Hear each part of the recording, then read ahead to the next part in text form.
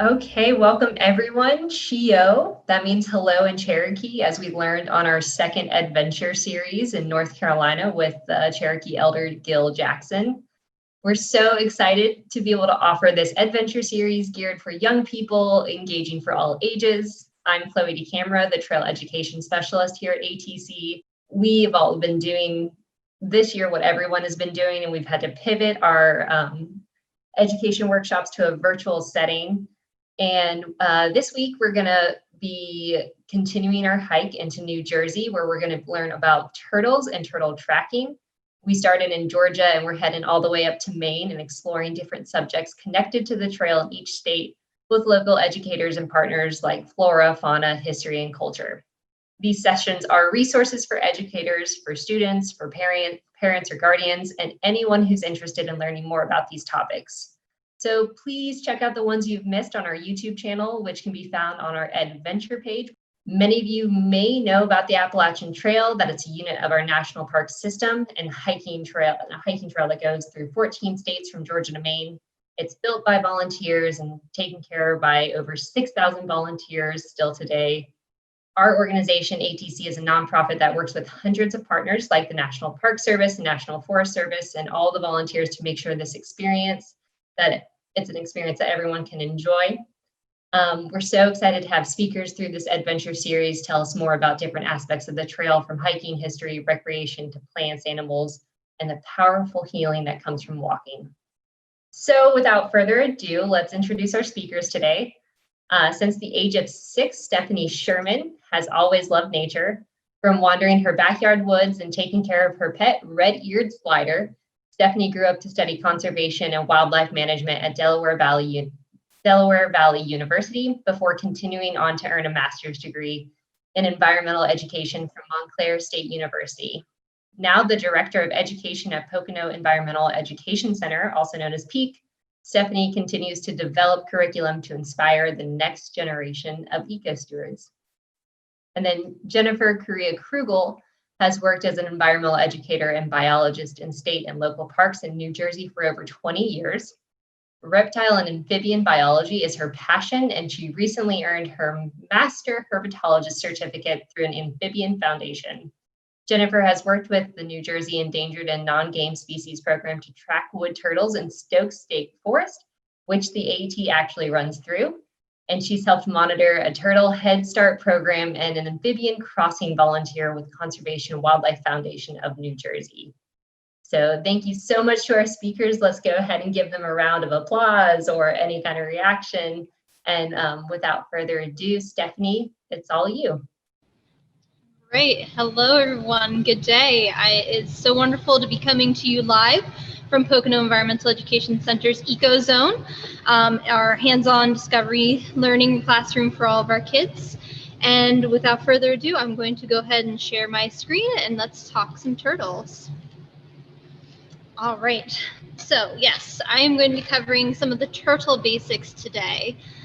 And so let's begin with covering just, in fact, herpetology itself. Now, herpetology is a very technical term that we like to use when we're talking about turtles. In our chat, can anybody maybe give some feedback at what you think herpetology might mean? Have you heard it before? And no, I'm throwing out there is not related to the medical term as well. So herpetology is completely different from herpes. I know some of you might say that out there. So any guesses from anyone out there at home at what herpetology might mean? Usually ology means anything with the study of. And the origin of herpeto comes from herpetofauna, herpetile, and the origin is Greek, for anyone who might want to take a guess. For anyone of you wondering where that came from or not familiar with herpetology, it is the study of reptiles and amphibians, Greek for crawling things. We are studying both amphibians and reptiles. Today we're going to be focusing more on what a reptile is. So in our chat, once again, I'm seeing a few feedbacks from our friends.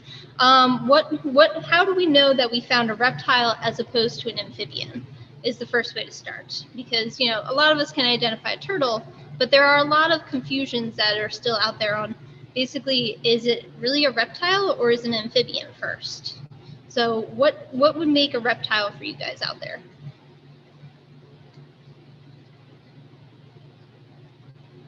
I see somebody did throw, Jennifer put out their turtle studies for herpetology. Thank you, Jennifer. So from a shell. So reptiles, some reptiles with turtles do have shells, but not all reptiles are going to have shells. All right, most of the time when we're thinking about reptiles, if everybody takes their hand and puts it to the top of their head, thank you, Chloe, cold-blooded. So right now, feel our forehead, we are endothermic. We are creating our own heat. But most of the time, reptiles are going to be exothermic. Exothermic means that all of its warmth is coming from its environment. So right now, up here in New Jersey, it's getting mighty cold, which means it's going to be fewer and fewer active reptiles. They're getting ready for hibernation because it's just too cold for them to function on a daily basis. So that is an important part of distinguishing a reptile or an amphibian. And going further from that, covered in scales. So while we may say that there's a shell for a turtle, that turtle and other reptiles are going to have those armor-plated scales. Those scales, if we feel our fingernails or our hair, it's the same substance called keratin, which is a special type of protein that is harder and makes a nice armor plating for our reptiles, meaning that as opposed to slimy amphibians like our frogs and our salamanders, those little guys are going to be far more mobile and not be as attached to maybe having water to live in. Some other things is that turtles and other reptiles are going to have claws and hard teeth. You're never going to necessarily get a hard bite from a frog. They just don't have the teeth. Same thing with claws. If we're talking about any other reptiles, they're going to have claws and hard teeth. And of course, they're going to also reproduce via eggs. All reptiles, amphibians, reptiles are going to have kind of leathery eggs, whereas an amphibian is going to have those slimy, gooey eggs that you might find in a pond when you're searching around for them. So those leathery eggs, those are going to be more independent from the water as opposed to an amphibian. So we have three types. Turtles, obviously, we're talking about them. Could anybody throw out the other two in the chat for me? Other two reptiles that might fall into the categories as well. Snakes. Yes, snakes are definitely one. And there's a final trickier one. We don't see too many of them up here in this section of New Jersey and the Poconos. We only have about 2 of them right now that are hidden out there. Lizards, yes. So snakes and lizards are usually maybe less charismatic than, of course, our final one we're talking about today, the turtle. So there are over 285 species worldwide for turtles. All right, that's a lot of turtles, and they inhabit any sort of environment that we can think of usually. So what makes a turtle? We talked about their shells. Shells are going to be one of the main things that we think of by seeing a turtle, but there's other things that go into distinguishing them as well from seeing turtles. All right, turtles usually get a bad rep for moving slow. Many of us know the story of the tortoise and the hare. Well, if you've seen a turtle in action, maybe in the water, you know that it's not entirely true because some turtles can really move it if they need to. So that's why I put it in quotation marks there. Other turtles also grow slow and they live very long. Some of us know that our Galapagos tortoise, our very endearing ones, can be 150, maybe even 200 years old. Because they grow so slow and live so long, one of the things that we worry about these turtles is also for the fact that they mature really late. That means that they're reproducing really late. So turtles are a big concern for us all across America because it takes a while for a turtle to grow up and they then lay more eggs. So as they lay multiple clutches over the years, a lot of it is just dependent upon chance. And one of the things that we'll talk about later is why we need to make sure that we keep turtles in the environment so they can have that long life to reproduce and replace themselves. All right, so I like to think of turtles as reptilian tanks, mainly because of their turtle shells. All right, Jen and I are going to be using some pretty technical terms today, which we use to explain about the different parts of the turtle shell. So I'm going to go over them so that way when we toss them out, you guys are going to be familiar with them already. All right, the first one is the carapace. That's going to be the top of the shell, that dome that we usually normally see, and is going to be in all sizes and shapes and colors.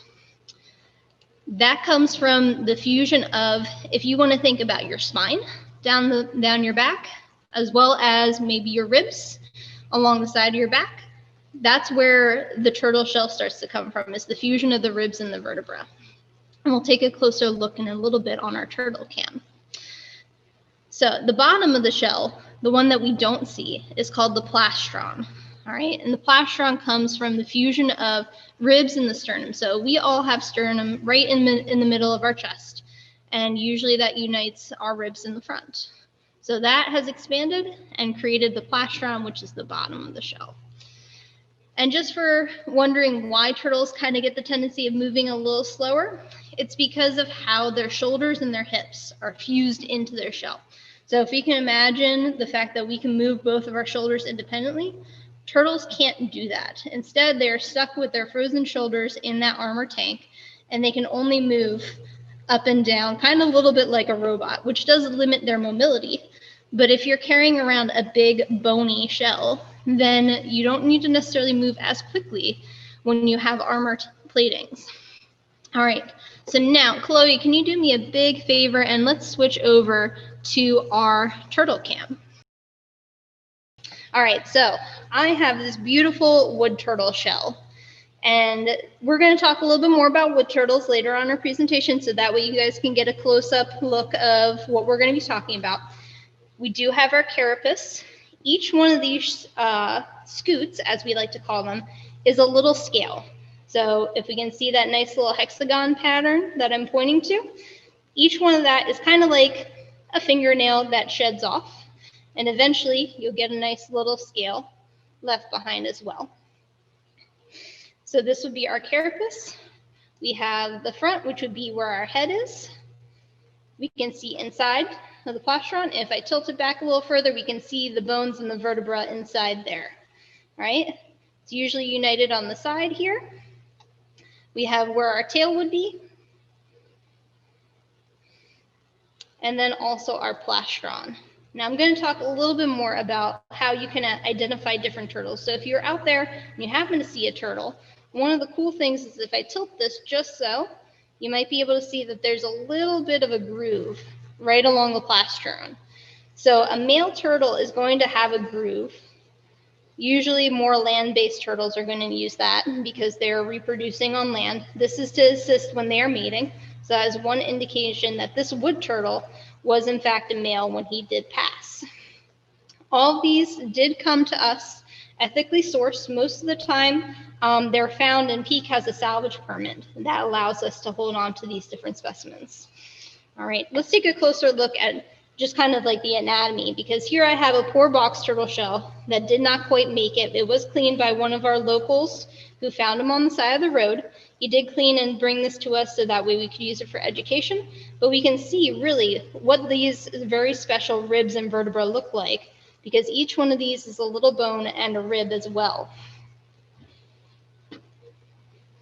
All right, and then also we can see this would be, once again, the inside of our carapace and our dome shell. We can see the scutes and scales, and then also the bone underneath, too. So if I zoom out a little bit, there you go. You can get a better feel of just how each one of those bones fits together. All right, and this is to a box turtle, so it's going to be much more domed. Box turtles also have special plastrons, all right, that come in two parts. That's going to be that little hinge, and this is another male box turtle because it has that groove that we can see. There's the plastron that would fit underneath that shell. All right, thanks so much, Chloe. We're going to go back to our screen share. All right. So a little bit more about Testudines, which are types of turtles. All right, turtles come in all different shapes and sizes. Most of us can think of one type of turtle. Can you guys maybe in our chat pop out and throw a type of turtle that you might know in passing?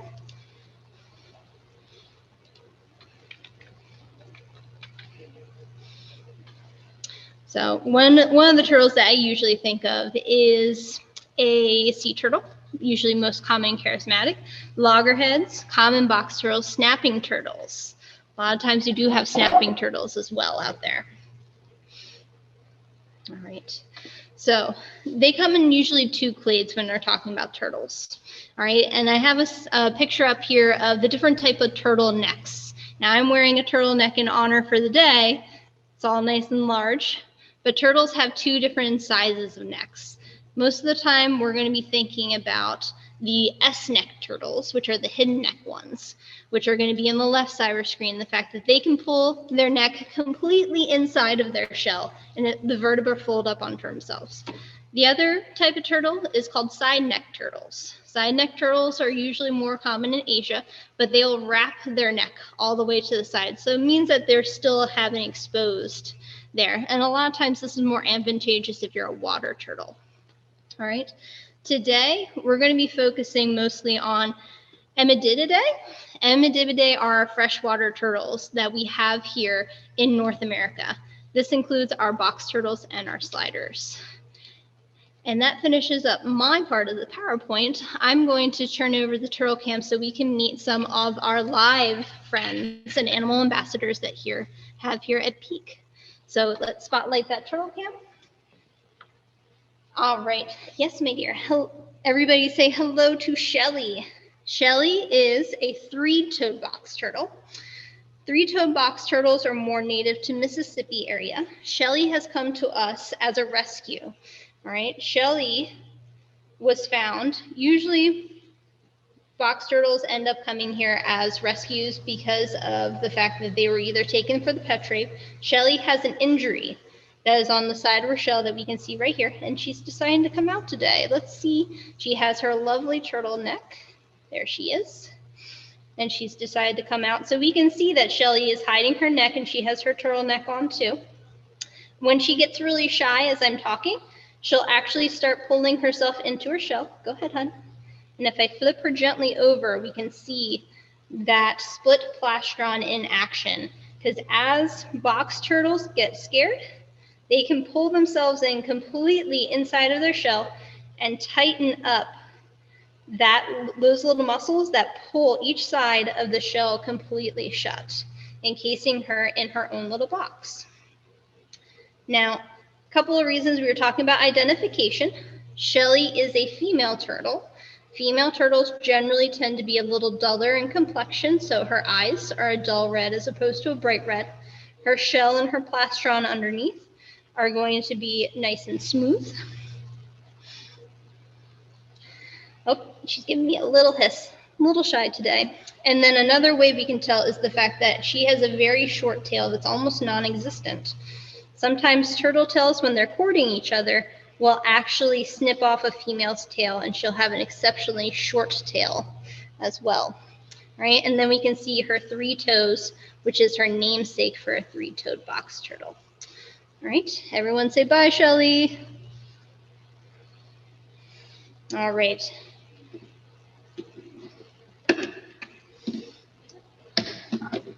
We're going to move on to my big charismatic friend.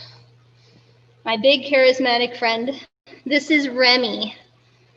Now, when I said that I had a red-eared slider as a pet when I was 6, this is a red-eared slider. You might recognize him as the typical pet shop turtle. These guys have been shipped all around the world as part of the pet trade. And so Remy is quite commonly found. He came to us as a secondhand pet. And now he is here as an animal ambassador to talk more about our aquatic sliders. They're called sliders because if we can compare his shell is very streamlined as opposed to Shelly's, which is more domed in the carapace. So he is meant for swimming.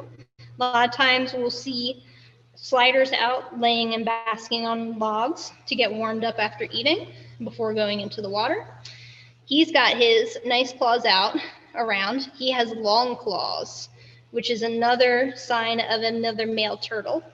Remy will use these to impress a female in part of their courtship as well. If I turn him around, we can see he has a nice big tail as well, which is another sign of a male turtle. because he's a water turtle, his plastron is not very concave. So that's not necessarily the best way to turn it, but these other signs definitely shows that Remy is a male. Now you're deciding to come back in with your turtleneck.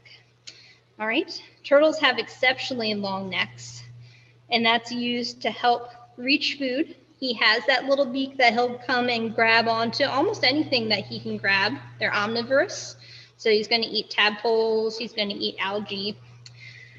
And sometimes red-eared sliders can be quite a concern for other turtles, in particular one of our native sliders as well. So let me bring out my last little friend.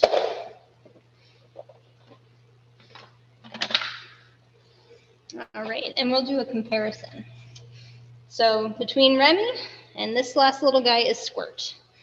Squirt is a painted turtle. This is a native turtle for our area here in New Jersey.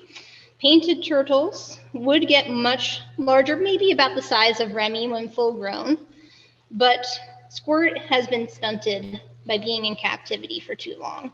So usually malnourished, he might have been, by now, maybe he's about 5 years old, but he should be much larger. He hasn't grown much ever since we got him. All right, but if you can see by comparison, Remy, our pet shop turtle, grows much quicker and faster than what would be our normal painted turtle. So large turtles and our pet shop turtles, if these guys were to escape in the wild, can be quite a concern for our other native species. We're going to put Remy back there for now. We'll talk a little bit about Squirt. So Squirt, we can tell, is a painted turtle because he has this beautiful coloration on the side here. He's got red along the sides and edges of his shell, and he has lovely little yellow markings as well. All right, now Squirt is definitely showing off his neck, but all turtles, and him being younger, have a little special trick. So I'm going to take Squirt and I'm going to flip him over. Now, it's a very vulnerable spot for a turtle on his back, which is why Squirt needs to flip himself over. So all turtles can use their neck as a lever that helps flip them over and help safely go about their way. Because sometimes, when you're a turtle moseying along, you might fall over on a log and need to flip yourself back over. All right, do we have any questions about our turtles before we move on to our next part? Someone had a question saying, any idea why they have red ear marks like Remy? So that is a great question. Red ears, that might come as mating as well. Usually a bright color usually is a sign of health. Remy can come in, he's actually a different type of, there is yellow-bellied and red-eared, and both of them are very much subspecies of the same species. So it's just a trait that has ended up kind of like being very prevalent in a red-eared slider. So pulling them out, but both males and females for red-eared sliders have that red ear. So it might just be another display. And if Remy pulls his head out here, come on, honey. His stripes actually fall right along where his eardrums would be because turtles have internal ears as well. So I can hypothesize why he has red ears, but there might be many different theories for that as well. I might have to do some research, but that's a great question. And we have 2 more questions. Can you describe habitat for the box turtle and how long do normal turtles live? All right, so for our box turtle, normal habitat for our box turtles would be deciduous forests. Like here in New Jersey, oak forests are quite prevalent. Box turtles usually like to live near water sources, so they are going to be kind of around a marshland area or a woodland area that has a creek or a stream to it. And they like to eat things like earthworms. They're going to eat dead matter that are going to be maybe on roadkill. Most time box turtles, when they're living in that forested area, they're not going to travel more than like a mile. So, but most of the time we'll find them in deciduous forests. And our last one, let's see. How long do normal turtles live? So it really depends on the health. Some turtles can live 50 years or more in the wild. Personally, my red-eared slider at home, my pet, he just passed away. He was 26. in captivity, but they can live, depending on their health and their resources, they can live 50, maybe even closer to 100 years. Really depends. All right. Squirt does not spend a lot of time away from the water. He is an aquatic turtle, so most of the time he's swimming. Painted turtles are going to be mainly found in your local ponds and streams. And Steph, read those questions. Yep, I can read them. Red-eared sliders are not native. They are from the Mississippi Basin, so they are a subtropical turtle, but they've been shipped worldwide. So they are quite common. Usually even in New York City, you can find them in Central Park where people have released their pets. All right, folks. Thanks, Chloe. That's going to end our turtle spotlight for the day. Thanks, everybody. And I'm going to start turning this over to Jen. Thank you very much, Steph. That was fantastic. All right. Hi, everyone. My name is Jen. My portion of this presentation is going to be talking about radiotelemetry on turtles specifically. So we're going to get into that. We're going to get into how we track them and why it's important to do so. So first things first, Steph talked quite a bit about wood turtles. They are state threatened species in New Jersey. That means, you know, their numbers are pretty limited. They do want to make them federally endangered because their numbers have gone down so much. The reason why they're called wood turtles is because their upper shell has almost wood-like appearance. So they have those pyramid sculpted grooved appearance on their shells. Each season, so you could actually count the age of the animal because each season they get a new pyramid as they develop. So you could almost count all the grooves to determine the age of the animal as well. They are omnivorous, so they eat both plant and animal matter. What's also unique about wood turtles is that while turtles typically spend either most of their time in water like Squirt does, or most of their time on land like our box turtles do, wood turtles in particular literally spend like 50-50 of their time either on land or in water. In fact, right now they're probably going back to our freshwater streams to go into their hibernation and dormancy. But typically during the summer months, I can find them on land. They're either basking or looking for various invertebrates like snails, slugs, things like that. What's also unique, it's been documented that what wood turtles will do in order to get some of their invertebrates is they'll actually take their plastron or their lower shell and slam it really hard on the ground, and it actually brings up the worms from under the ground, and that's how they forage for worms sometimes, which is kind of unique. But they'll also eat mushrooms, various fruit, things like that, whatever is available in both the water and on land. A little bit about box turtles. They are New Jersey species of special concern, which is a step before they're actually considered a state threatened. And they have an upper shell. Their carapace is dome-shaped. Steph got into it a little bit with her three-toed box turtle. Eastern box turtles have different variations of coloring on their shells, and actually we found quite a few this past summer, and it shows all sorts of different patterns that can be on their shells as well. Box turtles also are omnivorous, and they're opportunistic feeders as well. I used to take care of a box turtle at our facility, and you would eat anywhere from like mealworms to fruits and veggies and all sorts of things like that. So its diet was pretty diverse as well. I have worked with the Conserved Wildlife Foundation and the Division of Fish and Wildlife Endangered and Non-Game Species Program in order to monitor these species and find out where they are. As you can see, we go out in chest waders with our antenna in order to discover and find out where these animals have traveled throughout their days. Other animals that we would use radiotelemetry on, we have bobcats in the area, which are a state threatened species. We have various species of bats. This is Mackenzie Hall over here, who's holding up a bat because we assisted in some mist netting on our facility. In fact, in the similar areas where wood turtles could be found. And what they will do is they will actually put a transmitter. It looks like this. Theirs would be much smaller. It would be based on the animal's size. And the size of the transmitter would depend on how long it would last on the animal. So for example, a bat species, it might only last a couple of days because it would have to be a much smaller transmitter than this. We also have wood rats in the area. They like boulder fields and things like that. We actually assisted in the Palisades some wood rats trying to bring back their habitats because they are definitely a state endangered species. And so what they were trying to do is they were trying to actually bring back and more numbers in their populations and determine how their health was and their quality of life. And then finally, of course, we also have timber rattlesnakes, which can also be found along the Appalachian Trail. And what they'll do is they'll actually insert the transmitter underneath one of the scales all the way in the back underneath. Now, my question for you is, as you can see, they use these things to document all these animals. Why do you think it's important that we go about and we do this kind of research and we have biologists that go and do these kinds of research? Any ideas?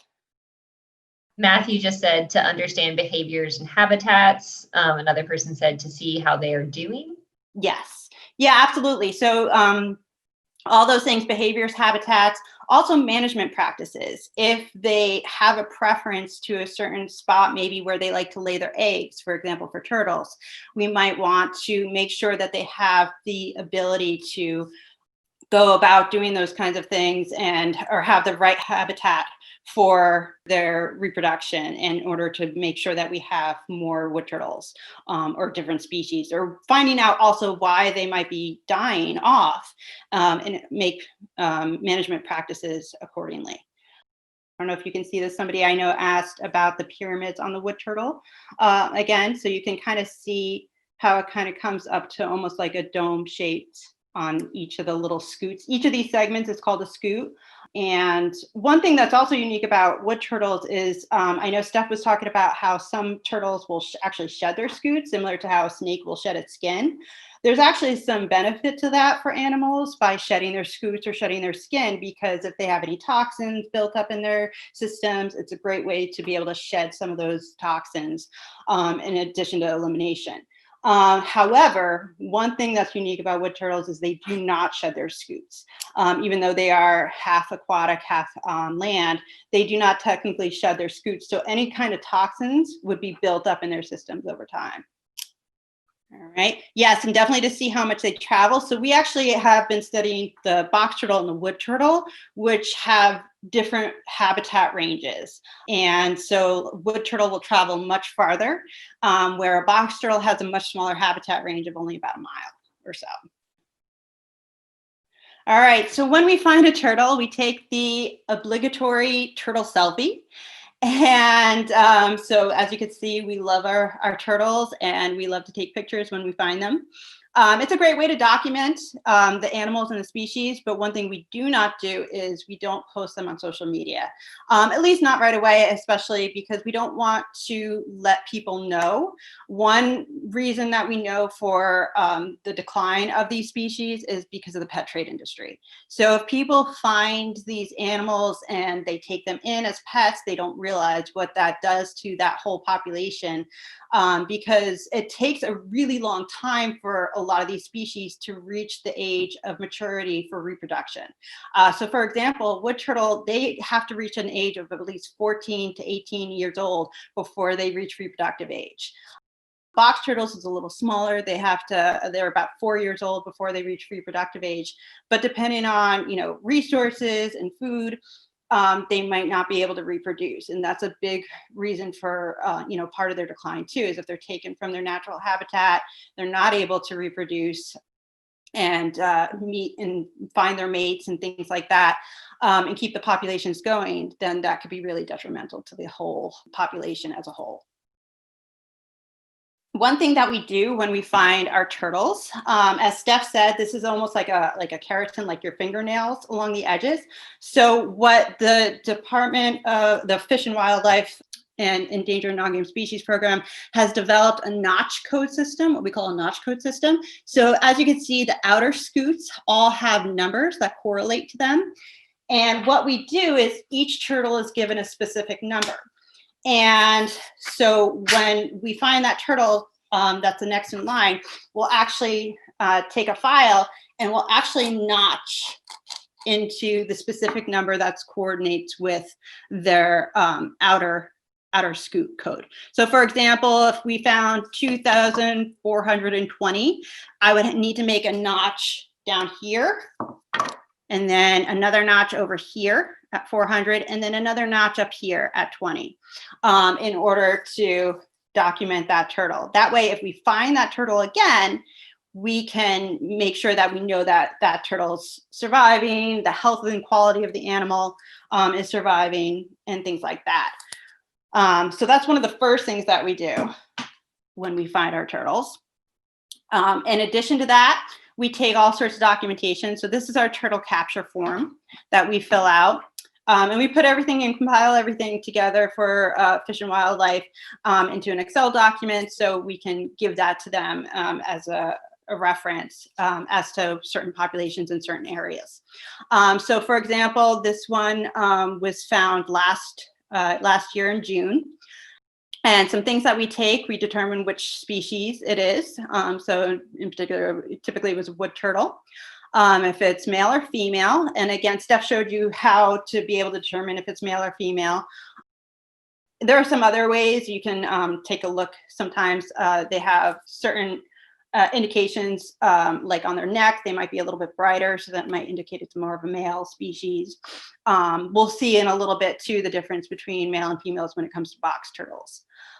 Capture, was it marked before or not? So it would continue to grow, the animal would continue to grow, but it would just have that little notch in there. So it's kind of like a bone, it would just kind of going to grow over and heal when we make those notch codes. So we would determine if it was new. So this one was 2,512. The behavior when we found the animal, where exactly it was found. We would take measurements, bottom to top of their carapace and shell and plastron, straight line, the height, the width, and how much it weighed. So as you can see, we found a little baby box turtle over here in the lower right-hand corner, which was super cute. And so we had to measure it, and we did all the sorts of processing for it. But obviously we couldn't mark it or notch it because it was much too small. Here we have, in this particular turtle, unfortunately, it looks like they had some damage done to the lower part of their carapace, which healed over, some scarring. But we'll mark too, again, the health and quality of that particular animal. And also if there was a transmitter present or not. Obviously, since it was the first time, we didn't have a transmitter, so we did put a transmitter on that animal. And then here are some more documentation pictures that we will take, especially if they have anything unique features. Like you can see this lower part, this poor wood turtle up here had some missing lower part of their carapace. So we had to get creative as to how we put on their transmitter. So here's their transmitter. Again, we have them fitted specifically to the size of the animal that they're being put on. And we would put it on the lower part of their shell. It doesn't impede their movements or abilities or anything like that. And we would put it on with an epoxy that would be mixed up together, a quick drying epoxy, place it onto the back of their carapace and make sure that it's on firmly, and then release that animal exactly where we found it. So you can see some unique places. Here again is the different, in the upper right hand corner, you see all the different box turtles that we put our transmitters on, and they can actually, and you can see all the different colorations of box turtles over time. They had a slightly smaller transmitter because of, again, their size, their average size. Do box and wood turtles stay in a certain territory, or do they just wander about? I found wood turtles 5 miles from where I originally found them. So they can travel really far distances. And again, they like to freshwater streams. They prefer to stay kind of close to those freshwater streams, where the box turtles that we found, they have a very small habitat range. They don't like to travel very far. So that's pretty much why we can typically find them pretty quickly, which is why we were so willing to put so many transmitters on all these. Even though they're a species of special concern because they have such a small habitat range. If anybody were to find where they were exactly located, honestly, it would put them at risk because box turtles in particular, one of the reasons for their decline is the pet trade industry. How do the transmitters come off?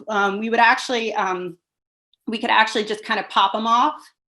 I've actually had the transmitters fall off the turtle while they were en route to places, which is very frustrating because if you're looking for a turtle and you just keep going back and forth over a certain spot and you realize that the reason why you keep losing that signal is because the transmitter is right beneath you and not in a distance. So they can come off fairly easily over time, but you can pop off the transmitters at times. I know you're not supposed to move turtles, but what should you do if you see one crossing a busy road? Okay, yes, absolutely. What you want to do is you want to make sure that if you come across a turtle, if it's going in a certain direction, that you would move them off into that same direction that they came in. You don't want to move them all the way back to where they came from because otherwise then they're going to just turn around and try to go back to that particular habitat. So yeah, I've seen, especially snapping turtles, I see at certain times of year in the fall and in the spring, when they're kind of making movements towards their nesting sites. So it would definitely be a good idea to, move them in the direction that they're headed towards if you can safely for you as well, especially snapping turtles, they can get a little bitey. So, if you have something to help you move them across so you don't damage them or their shell, that's definitely a good thing to do. Their necks are very long, yes, and they can reach around pretty well. I've actually had to use, I had a paddle in my bag, in my car for paddle boarding. And so I actually kind of helped to kind of scooch it along. You really want to take it by the back of the carapace and kind of scooch it along the road if you can, because that's the best and safest way for you and the turtle to make it across the road. How far do turtles travel on land in a day? That's a great question. I don't know. I'm sure it depends on the species. But like I said, there was one turtle in particular that had traveled a great distance. I think she was looking for an appropriate nesting habitat. And I found her at one spot one day in July, and I didn't find her again until August or September. So it takes quite a bit of time. How long do turtle eggs take to hatch? So when we were helping with the Turtle Head Start program, it took about 3 months. So if they typically lay in May and June, it was typically end of July, August is when all the turtles started hatching, even the end of August. And sometimes they might even overwinter if they have to. Typically, females will keep the eggs, will mate in the fall, and then for wood turtles in particular, but they will mate in the fall, and then in the springtime is when they'll go on land and try to find a suitable nesting habitat. All right, so just real quick to show you how to use a receiver. So I have a step-by-step instructions on how to use our receiver. So here's our transmitter up here. That number that's all the way at the bottom is the number that we would input into our receivers in order to determine how far away they are. So the farther away they are, then the less of a signal that you're going to get. So you really want, the closer you are, the stronger the signal.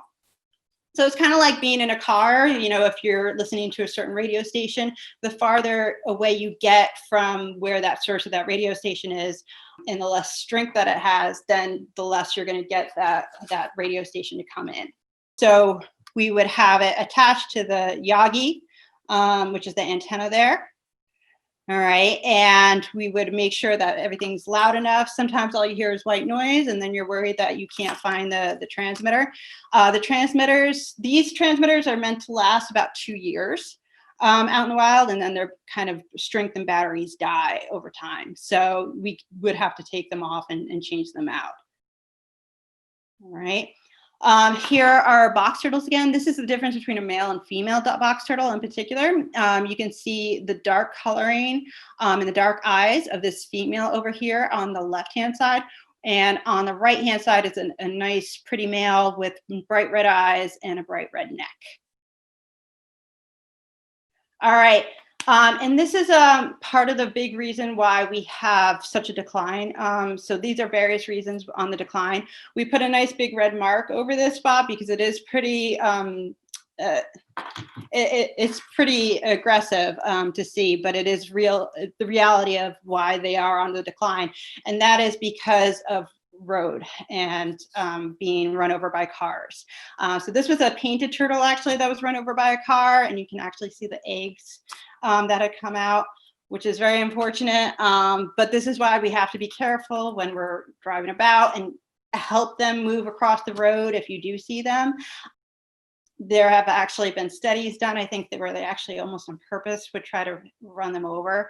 So unfortunately, it's very graphic, but it's very realistic as to why they, and if they, the more often they have to pass roadways and go across roadways in order to lay their eggs or to find a suitable habitat for themselves, the more that they have to risk this happening. Another reason for the decline is people take them in as pets. A colleague of mine uses these animals up here in the upper middle and lower middle for educational purposes, but they were rescued because people took them in. They didn't know where they originally found them. So for a box turtle in particular, you have to put them back exactly where you found them, or else they'll spend their whole lives trying to find their original habitat, because that's where they knew where all the girl turtles were and where all the good food was and everything like that. So that's why they have such a small habitat range. You really don't want to just drop them off anywhere. Plus, these guys in particular, before they reached my friend, they weren't really well taken care of. They didn't have their right bulb fixtures, so their shells didn't grow appropriately. And so you really need to know how to take care of these animals if you're going to take them in. And it's a commitment. It takes they live, like Steph said, they could live 50 to 100 years. So if you take an animal like this in, you have to commit to taking care of it. And then finally, I have a wood turtle that's found underneath the water over here. And, you know, a lot of toxins, like I said, they build up over time. So anything that runs off into our streams and rivers, that could have a negative impact on our animals and wildlife too. So what Steph and I like to do is to educate. And one of the big things that I've tried to develop is to explain our research to future generations, in particular, because I think it's really important they know why we do these things, why it's important, why we need to value these things. Everybody loves turtles. They're really cool. But we also need to educate them to respect the wildlife and to really only take pictures, leave things where they are, leave things for future generations, because it could be really sad if they don't have that in the future. I couldn't imagine if my daughter never got to see a box turtle or a wood turtle in the future. So it's really important, I think, to value these things. So thinking turtles, if you love them, let them be. Just let them stay where they are. It can be cool to see them, can find them, take pictures with them, but you want to leave them where they are. You really try not to disturb their habitat and where they are as much as you possibly can, because it can be really cool to find them, but we want to leave them where they are. Well, thank you guys so much for your expertise when it comes to turtles. We appreciate you taking your time and your enthusiasm. That definitely makes these presentations sparkle in my eyes. So I'm so excited to leave with all this information. Join ATC for all of our adventure series. Like I said, we're going all the way up to Maine. Make sure to stay tuned and register by going to Adventure on ATC's website, and you'll find out how to sign up there. ATC is a member-based organization, and we couldn't do this without the support of all ATC stewards. So we appreciate everyone taking the time towards the end of the year to think of us when they think about enjoying their experiences on the Appalachian Trail.